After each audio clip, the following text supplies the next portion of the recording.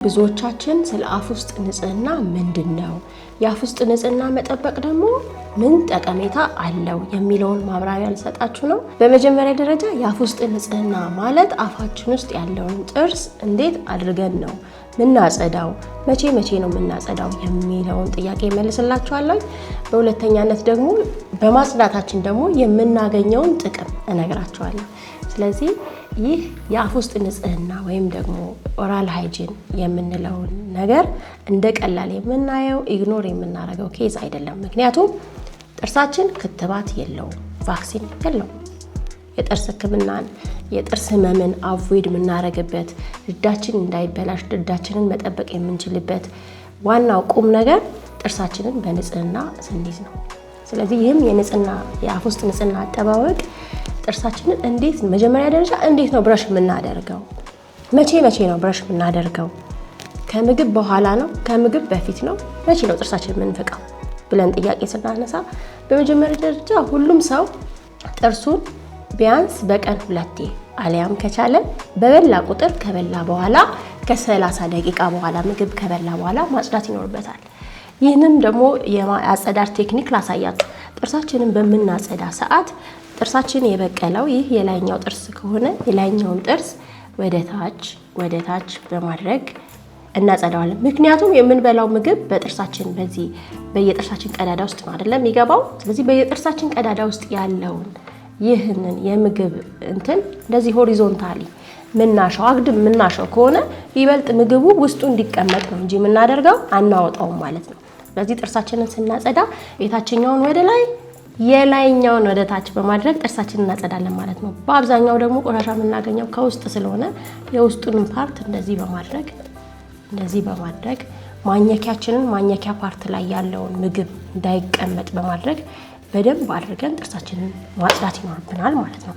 ጥርሳችንን ካጸዳን በኋላ ደግሞ ማድረግ ያለብን ነገር ነግራችኋለሁ። ጥርሳችንን በማንኛውም ፍሎራይድ ባለው ቱስፔስት ልንጠቀም እንችላለን።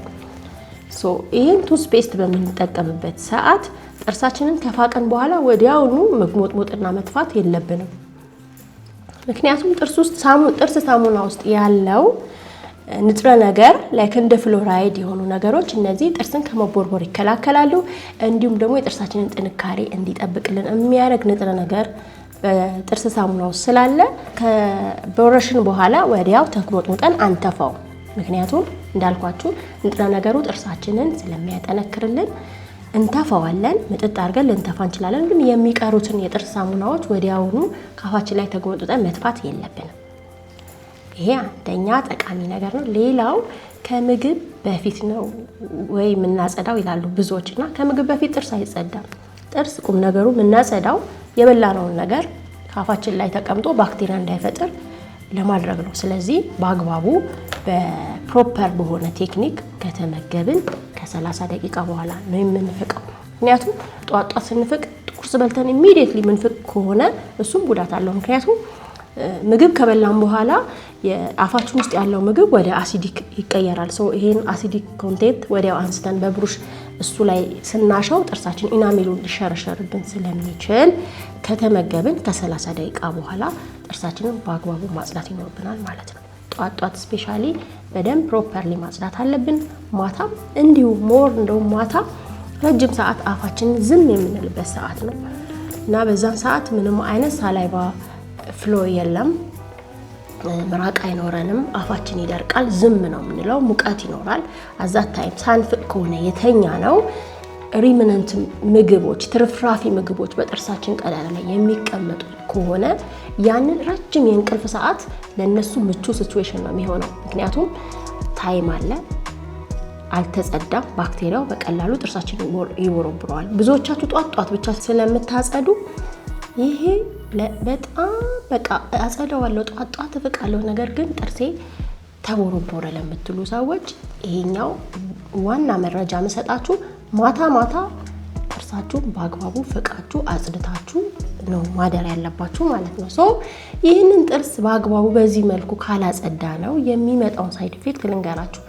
ይሄኛው የመጀመሪያው ደረጃ ሻህላ ወይ ምናምን ብዙ ጊዜ እዚህ ጥርሳችን ውስጥ ተደብቆ እናገኛለን። ምክንያቱም በአብዛኛው የላይኛውን ብቻ ስለሚጸዳ እንዲሁም ደግሞ እዚህ ጋር ያለውን ጥርስ በአግባቡ ስለማናጸዳው ካልኩለስ ወይም ሻህላ ይገኛልና ይህ ካልኩለስ ወይም ሻህላ ሳናጸዳው ጥርሳችን ላይ ከተቀመጠ የጥርስ አቃፊ ማቴሪያልስ የምንላቸው ድዳችን፣ አጥንታችን እነሱን ይበላውና ያሸሸዋል። ይሄ ከሸሸ ከተበላ ጥርሳችን ደግሞ ዩዝለስ ይሆናል፣ ይነቃነቃል ማለት ነው። ስለዚህ በትንሹ ጥርሳችንን መፋቅ ስንችል ሳንፍቅ ስንቀር ወደ ድድ በሽታ፣ ድዳችንን ደግሞ ሳንጠብቅ ስንቀር ያው ድዳችን ታመመ ማለት የጥርሳችን አቃፊ ዋናው መሰረቱ ማለት ድዳችን ነው። ድዳችን ሊጋመንትስ እንዲሁም ደግሞ አልቪዮላር ቦንድ እንዲምታዩ ይህን ጠንካራ ጥርስ ቅፍ አድርጎ በደንብ የሚይዘው ማቴሪያል በባክቴሪያ ግን በቀላሉ ሊጠቃ ይችላል፣ በሻህላው ሊበላው ይችላል። የድድ መሸሽ የተለያዩ ነገሮች ሊያጋጥመን ይችላል። እንደዚህ አይነት ችግር ከመድረሳችሁ በፊት ሁሉም ሰው ሊያውቅ የሚገባው ነገር ጤነኛ ጥርስ እድሜ ልኩን እንዲኖረው ከፈለገ ማንኛውም ሰው ጥርሱን በበላ ቁጥር ማጽዳት ይኖርበታል።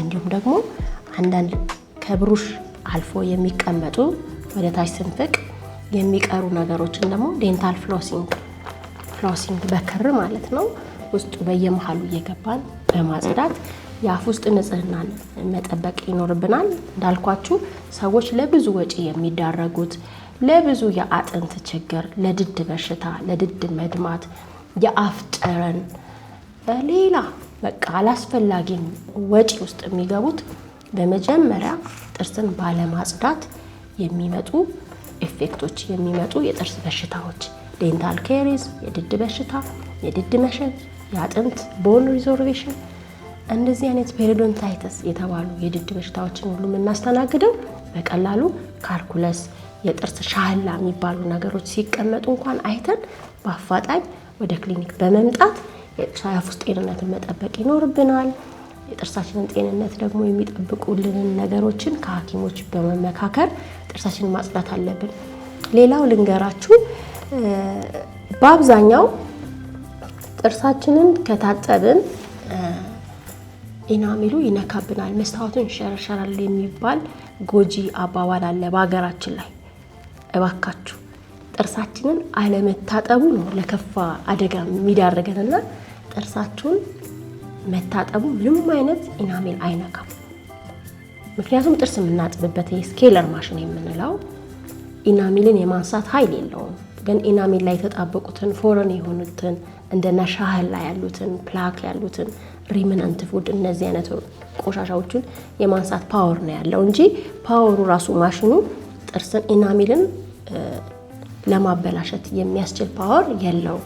ስለዚህ እንዲህ አይነት ጎጂ ልምድን አባባሎችን ወደ ጎን አድርጋችሁ ጥርሳችሁ ላይ ሻህላ ካለ መታችሁ በሐኪም መታከም ይኖርባችኋል፣ መታጠብ ይኖርባችኋል።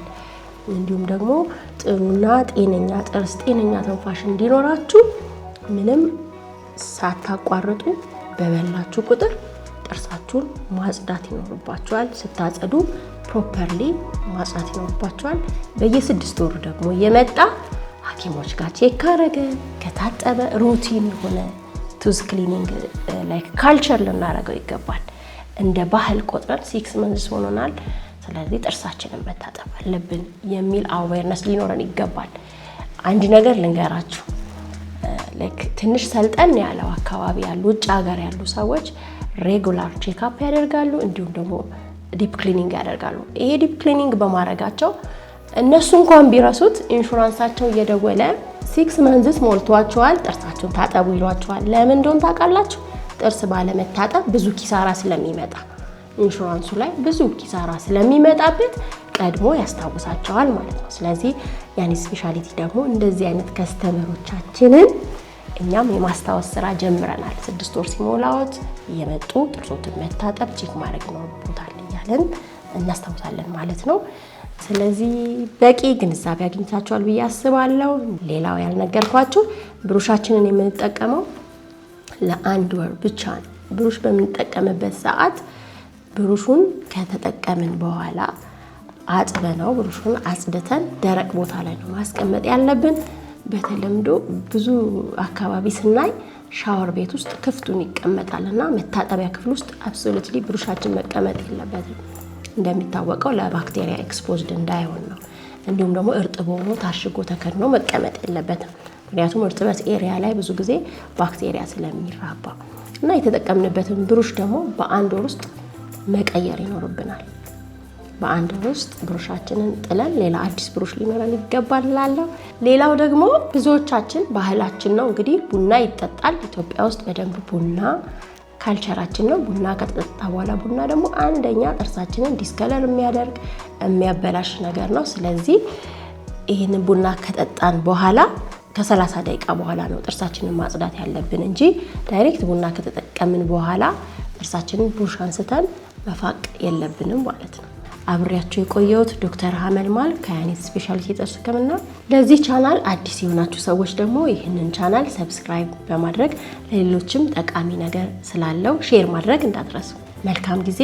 አመሰግናለሁ።